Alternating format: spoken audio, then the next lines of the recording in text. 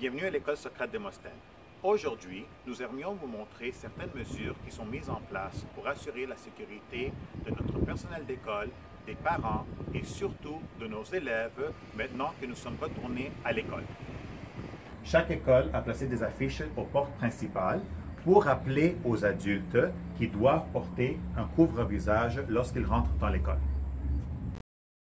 Vous allez voir plusieurs affiches, soit affichées sur les murs ou collées par terre. Exemple, une affiche qui demande aux parents ou d'autres visiteurs d'attendre ici avant que la secrétaire vienne les chercher pour entrer dans l'école.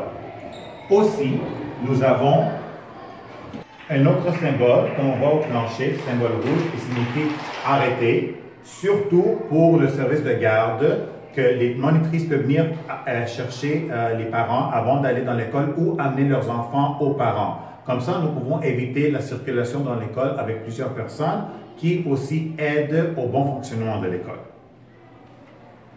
Avant de continuer plus loin, en rentrant, nous avons aussi le antiseptique. Nous demandons aux parents de désinfecter leurs mains et les autres visiteurs aussi. Ce n'est pas seulement les parents qui rentrent dans notre école, mais les facteurs, les livreurs, toute personne qui rentre dans l'école avant de se diriger au secrétariat doit désinfecter ses mains. De plus, dans nos écoles, nous avons placé des flèches qui indiquent quelle direction il faut circuler dans l'école. Comme ça, on donne plus d'espace pour les élèves et les autres personnes qui circulent pour ne pas rentrer en contact. On essaie d'assurer le 2 mètres de distanciation. En rentrant dans l'école, les enfants se dirigent vers leur classe. En suivant, bien sûr, les flèches sur le plancher, où les enfants se dirigent directement au lavabo. Et le règlement dans chaque école, c'est nous devons laver nos mains avant de prendre notre place. Certaines écoles passent leurs mains, les enfants vont passer leurs mains avec le gel d'alcool antiseptique. Dans d'autres écoles, les enfants peuvent laver leurs mains. Tout dépend de la classe dans laquelle votre enfant se retrouve. Certains locaux ont même un lavabo dans leur classe. Sinon, ils utilisent le gel antiseptique en rentrant à l'école ou se dirigent vers un local où il y a un lavabo ou aux salles de bain. Même si la classe de votre enfant n'a pas un lavabo, toutes les classes de toutes nos écoles sont équipées de machines comme celle-ci ou similaires où l'enfant peut prendre la mousse, nettoyer ses mains avant de s'asseoir aussi. Dans nos classes et nos services de garde, comme vous voyez, les tables sont espacées, ce qui veut dire que les enfants ne s'assoient plus un à côté de l'autre. Nous essayons de respecter ce qu'on appelle les bulles de classe, ce qui veut dire chaque classe reste, les élèves de chaque classe restent avec les mêmes élèves tout au long de la journée.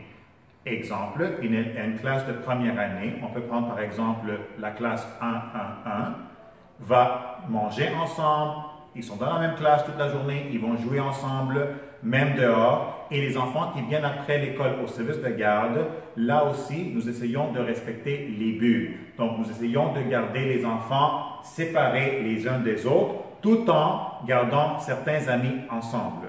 L'effort est mis de garder de petits groupes du même niveau. Chaque école aussi est équipée avec des thermomètres que nous utilisons pour prendre la température de nos élèves. Il est possible que votre enfant se fasse prendre sa température juste pour vérifier s'il a une fièvre ou non. Surtout, la température est prise lorsque les enfants descendent au bureau, par exemple, et nous disent qu'ils ont mal au ventre, ils ne se sentent pas bien, ils ont mal à la tête. Donc, c'est notre moyen que nous utilisons pour assurer la sécurité de nos enfants et du personnel de l'école. Évidemment, une fièvre n'indique pas nécessairement que votre enfant va être malade du COVID. Ça peut être beaucoup de choses. Ça peut être une grippe simple, ça peut être une journée où il n'est pas bien, ou ça peut être aussi une journée où il a joué trop dehors, il faisait chaud, il avait un peu chaud. Donc, un autre outil que nous avons dans nos écoles, tous les campus, c'est ce thermomètre. On a au moins 2 ou 3 par campus. Qu'est-ce qui se passe si un élève a quelques symptômes? Premièrement, on ne panique pas. Il n'y a pas de raison de paniquer et dire « Oh mon Dieu, tout le monde a tombé malade ». Si l'enfant ne se sent pas bien, généralement, on le dirige vers le secrétariat. La secrétaire ou la direction ou un autre membre du personnel appellera les parents et décrivont le symptôme ou les symptômes de l'enfant aux parents. Il est possible que l'enfant devrait retourner chez lui ou chez elle jusqu'au lendemain. Souvent, les symptômes vont passer après 24 heures, une bonne nuit de sommeil, et l'enfant peut retourner à l'école le lendemain. Si l'enfant, par exemple, continue à avoir de la fièvre, mal à la gorge, ou a un symptôme plus direct comme ne peut pas sentir sa nourriture, là, il serait souhaitable et fort recommandé d'aller passer un examen du COVID-19. Donc, la bulle n'existe pas seulement dans la classe, mais aussi dans la cour d'école.